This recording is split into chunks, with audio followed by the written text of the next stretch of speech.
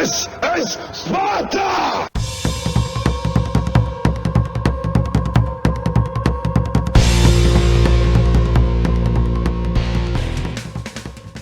Hello everybody and welcome back to World of Tanks. My name is Spartan Elite 43 and we're back in the Skoda.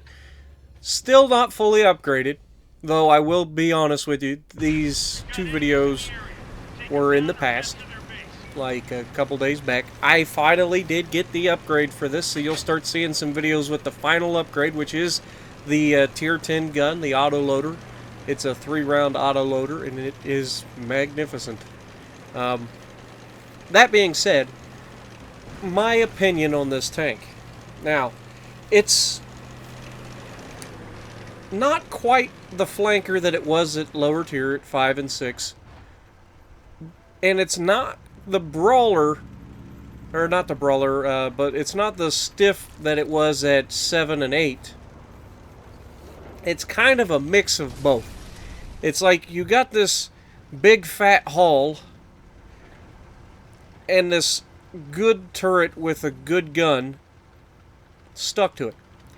The only thing I can tell you about the hull is if you've ever had the Lorraine 40-ton, that's kind of what it's like.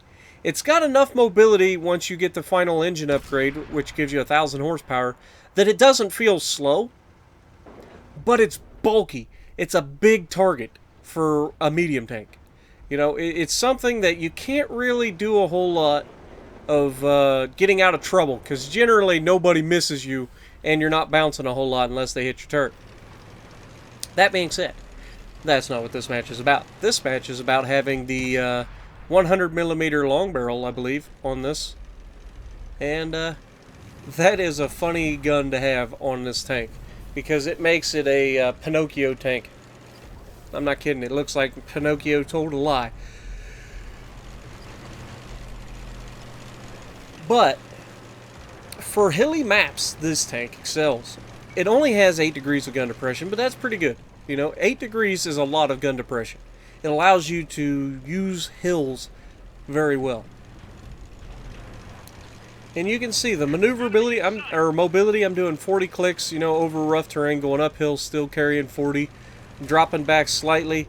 But it's enough to catch this Type 59 slipping. He's on fire, I pull up, auto lock, hit him broadside, he hits me back. Just gonna let him burn a little longer. Pull up. See if I can't put another one in him. We do get a second shot into him. Can we get the third to kill it?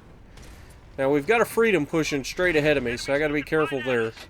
I don't want to get in a fight with him yet. I'll use APCR on him later. Now the Su 152 right here could be a problem. He just got tagged, so that's at least, you know, that going for us. And it looked like he had just fired. He's been tagged a second time, so he's down below half health. And there's one shot into him. He pulls down immediately thinking he's going to chase me, and then he thinks better of it. And loaded pow. Without taking any damage. Just stay auto-locked, and then the moment you clear the structure, pull the trigger. You're not going to bounce off of an ISU or a Su. They just don't have the armor on the front. Especially if their armor is looking downhill at you. Because you're essentially canceling out the sloping of your armor. But, now if he was on the back side of a hill and you shoot at him, that's making the armor more effective. So if you shoot at a Su or an ISU that's backing off of a hill after he just fired, for instance, you may bounce that round due to the fact that you're hitting at an angle that's just ridiculous. But yeah, so enough wasting time. We're just scooting around trying to find that tank that's not paying attention or who is by himself. And sure enough, we spot the T-28 Prot. We auto-lock initially. That was a terrible idea. Aim down. He's looking at me. I don't like it. He's still looking at me. He's dead. And then I notice a Freedom over there who seems to be by himself with our medium tank right next to him. And I'm not sure exactly what happens. But our medium tank, okay, the M55 hit him for 1,200. He just got paddled. That's what happened to our medium tank. Well, I've already switched to APCR in knowing that I'm getting ready to fight a Freedom, which is a Super Pershing. So, hi Freedom! We bounce the... Oh, actually, we break his gun on the first one, or we damage his gun on the first one. So, that's that. But you see what I'm doing. I'm trying to get better angles. He gives me the bottom of his tank because he's driving over weird terrain. Out of nowhere, this little Ernie drives up for no reason. Actually, that wasn't Ernie. That was Bert. FV304 just drove right up to me, rams me, misses a shot, and then dies for his trouble. And then my arty hits the Freedom, takes half his health, allows me to get the final kill. So, a little bit of weirdness happening there, but, you know, all good things must come to an end. One tank left. He's over there. It's a Conqueror. What could possibly go wrong? Well, given that we have so many people... Yep, there it is. Already got him. So we end up with 3 kills, 8 hits, 15 spotted targets hit. That should be at least a halfway decent game. So, come on. 1,800, 3 kills, 1,250 assisted. Not bad. Not bad at all. And that should be close to the top of the leaderboard because, you know, most of us spread the damage out pretty well. Come on. Yep, top of the leaderboard. Alright, so, second match of the double feature. We're on Siegfried Line. And we're still by ourselves. We're in the Skoda. And we're just going to see what we can get into. And I'm going to show you just what this gun is capable of in a short amount of time. Like, this is actually a really, really good gun. And it only gets better when you finally get that final upgrade.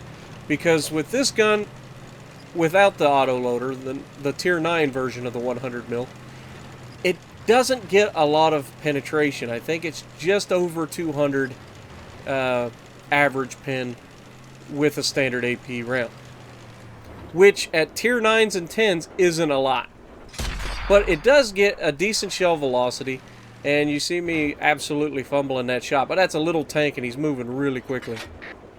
And he's moving all over the place. I'm not sure where the shot's coming. Come on. We got 2 light tanks chasing him down. I get a shot straight through his engine. And that's the end of his day. Because an immobile light tank is a dead tank. Shot out. A little behind on the T-49. Misjudged my range a little bit on that one. And this T-49 doesn't have the derp gun. He's got the regular little gun that you get on the fully upgraded Bulldog that's not the autoloader. And he's tearing these guys apart with some help. And then I thought he was going to turn left, and they actually tracked him there. So I'm trying to keep an eye on him and trying to take him down because light tanks are the scourge of existence for most tanks. You do not want a light tank out there running around spotting you. It just drives you nuts. So initially I pull up, but I get spotted the moment I pulled up. So I'm backing off. This guy pulls up. He notices he gets spotted. T-49's back out in front of us. I put 1 round in him just as this guy about backs into me. Can we get... Yep, they took him down. T-54 lightweight. Light tank versus light tank. Alright, so now, let's see what's out there.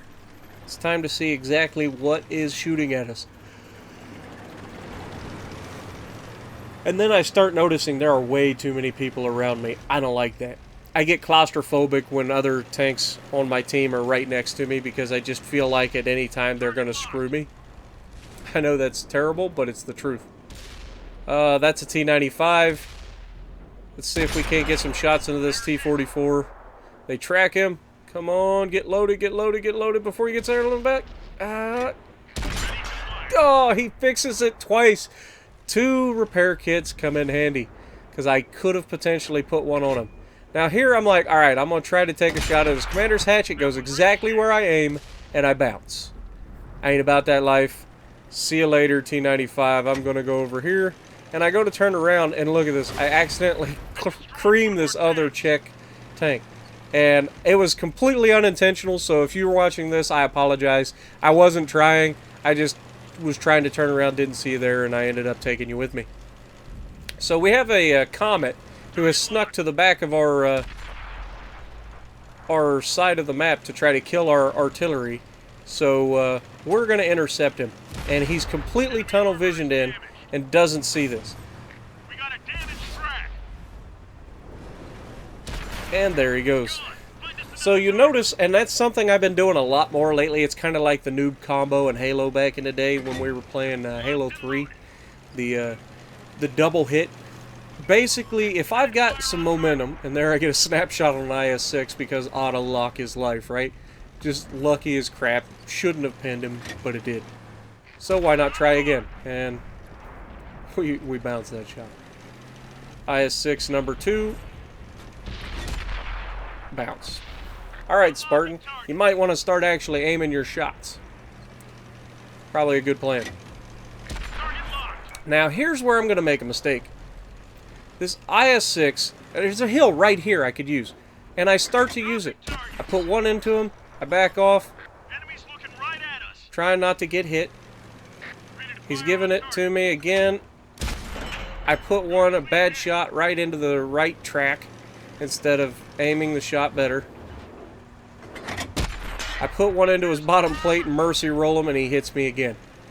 Now, instead of chasing him around this corner, at first I was like, I'm going to kill him. And then I was like, you know what? I don't know. There could be other tanks around there just waiting for me to come around the corner. I don't like it. So I'm going to just turn myself around. Come on, turn around. And I'm going to head back the other direction. And there's a charioteer here. They've spotted us. And there's a Pershing. Goodbye, Pershing. Enemy vehicle Oh, get out of here before the charioteer does that. Oh, charioteer. You dirty, dirty tank. He was waiting for it. See, the problem was before this match, or after this match, I finally got it unlocked, but I hadn't had Sixth Sense. And we pull the trigger at the exact same time and kill each other at the exact same time. Like two ships running broadside on, just wasting away at each other. Now, we finished the game with 3 kills and 12 hits. We saved our artillery. What more could I have done in that match other than not dying to the charioteer like a doofus? But, I mean, if you're going to die, you might as well make it cool, right? So, why not just go out by shooting each other at the same time?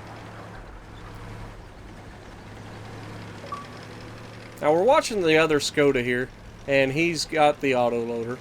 And we get a message from that charioteer who just says, lol. He was just laughing. And I was laughing pretty hard too, because you don't see that very often, especially from that close range. We literally had to pull the trigger at the exact same time to kill each other. Like that's pretty impressive. Now this Skoda, he wants Artie. And there's the Artie. It's 1 shot. 2 shots. See how quickly that autoloader works? It's a lot faster than most autoloaders. So, it doesn't have a lot of damage. And the autoloader, it's a 3-round autoloader. It's 100 millimeters. I believe it takes 20 seconds to load. I'll get back with you on that. But I don't have the perks and stuff yet either. So maybe once I get Brothers in Arms and stuff, it'll be a little bit better reload, obviously. But as it stands, it's about 20 seconds for all 3 rounds. And now our lightweight and our medium are fighting this T-95, who is in the worst possible position he could think to be put in. And he's put himself in it. Like, all he had to do in that T-95 was use that big bunker right next to him to put his back on that bunker.